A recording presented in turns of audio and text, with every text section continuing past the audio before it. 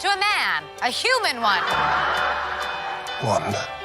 WandaVision is here, and just as we expected, it is nothing like anything we've seen in the MCU. It's not enough that Vision, who is played by Paul Bettany, is back from the dead, or the synthezoid grave he was sent to in Avengers Infinity War. The series is also a complete sitcom, complete with comedy and satire. It explores a world where our favorite sitcoms are mimicked, with Vision and Wanda married, playing house in the suburbs. While this appears to be a fun series, with Wanda and Vision enjoying their new life in their peaceful surroundings, something just does not seem right. With just 2 episodes on Disney+, the series will explore the new life of the couple and how they arrived there after the events of Endgame. Since both episodes premiered on the 15th of January, several Easter eggs have been missed. But in this video, we will list all the Easter eggs our eyes have picked out, and how they tie the show back to the MCU, Marvel Comics, and clues about what exactly is going on. But first, a simple reminder on how to enter our brand new giveaway. We are giving away either an iPhone X Max, the new iPad mini, or a MacBook Pro. It's all your choice, so be sure to leave a like, comment the keyword, subscribe, and turn on notifications to enter this giveaway. It's really that simple. The tie worn by Vision. In the first episode, we see Vision wearing a suit with a tie around his neck. While this might seem like nothing, there is a diamond pattern on the tie, which is reminiscent of the character of Vision in Marvel Comics and his business attire. In the comics, the character was written by Tom King and illustrated by artist Gabriel Hernandez. However, there really isn't any special or hidden meaning to the tie. Its only significance is the fact that it ties Vision to the original comic character. Is Agnes a potential Marvel villain? On the show, Agnes is a nosy neighbor and is played by Kathryn Hahn. However, it appears there might be more to her character. Let's go back to where it all started. Marvel Comics. In the comics, Wanda has a neighbor named Agatha Harkness. Whilst there isn't an Agatha on the show, Redditors have pointed out that Agnes might in fact be Agatha Harkness. According to them, if you squish the name Agatha and Harkness, you get Agnes. This might seem a little far-fetched, but there is another reason to connect Agnes to Agatha in the comics. In the Scarlet Witch comics, Agatha is always wearing a brooch. Interestingly, Agnes in WandaVision wears a brooch all the time. In the comics, Agatha is a witch who trains Wanda. Also, because Vision is an android, he is unable to naturally impregnate Wanda. But Agnes helps Wanda get her pregnant. We really don't know if Wanda will get pregnant on the show, but there have been several references to children since the first episode. If it happens, there should be an explanation as to how an android is able to impregnate a woman. Furthermore, in the comics, the relationship of Agatha Harkness and Wanda does not end on a positive note.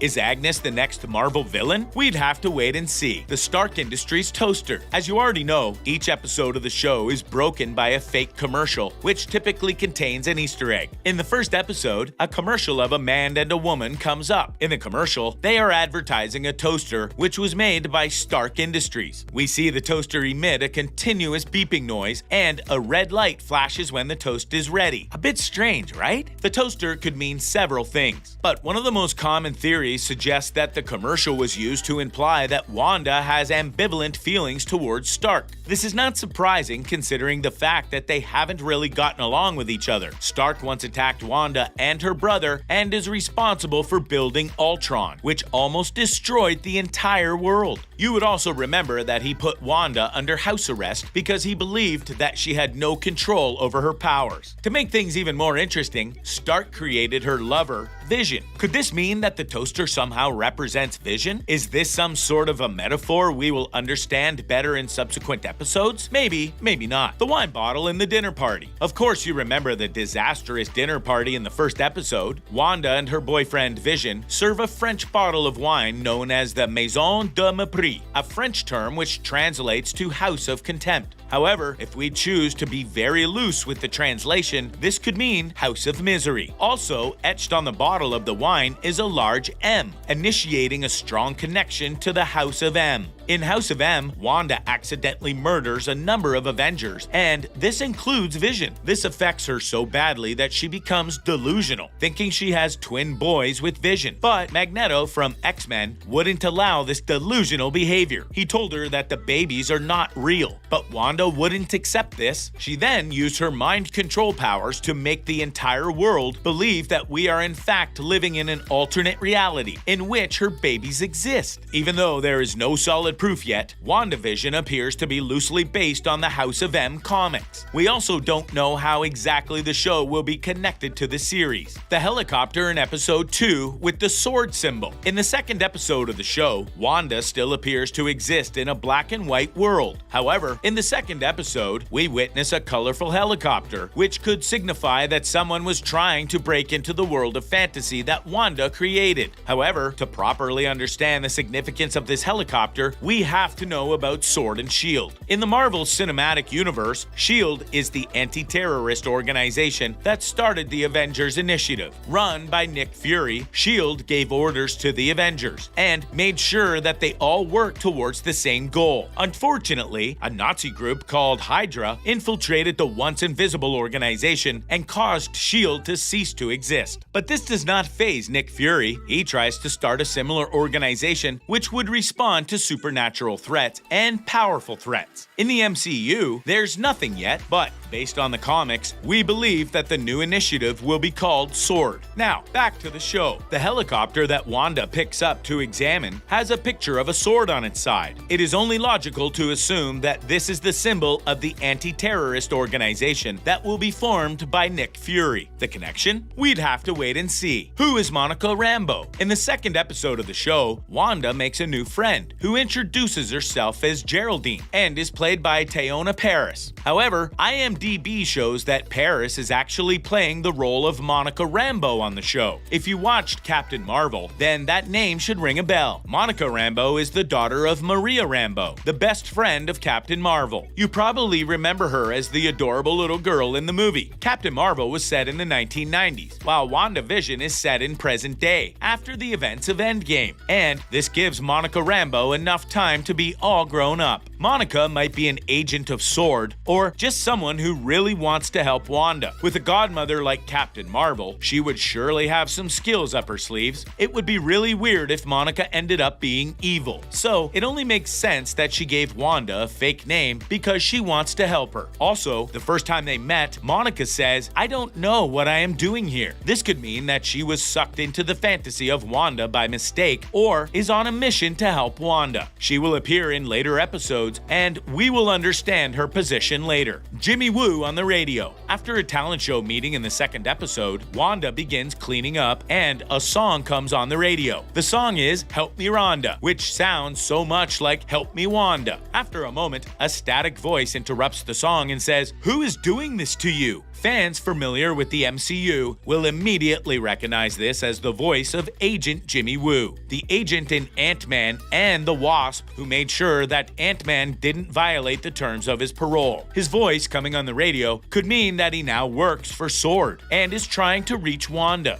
A commercial for Hydra Watch. There is a second commercial with the same man and woman from the first, and this time they are advertising a watch called a Strucker. On the watch is the Hydra octopus symbol. You would remember that the name of the Hydra leader who experimented on Wanda and her brother was Wolfgang von Strucker. He tortured the siblings with the Mind Stone until they gained superpowers. Strucker was killed by Ultron, so there is very little chance that he is the one hurting Wanda. But this could mean that Hydra is the one torturing Wanda in some crazy way, or they have figured out a way to trap her in her own mind. Alternatively, it could also mean that Wanda is being haunted by her past. It could mean that she is trying so hard to suppress the memories of her time in Hydra, but the harder she tries, the worse it becomes. The ticking of the clock in the commercial could mean that Hydra is coming for her, or her time in her fantastical world would soon be over. A reference to Bova. The animated opening of WandaVision does two really interesting things. It gives us a throwback to the animated Bewitched opening and references the childhood of Wanda. We see Wanda go grocery shopping, and behind her is a poster for Bova milk.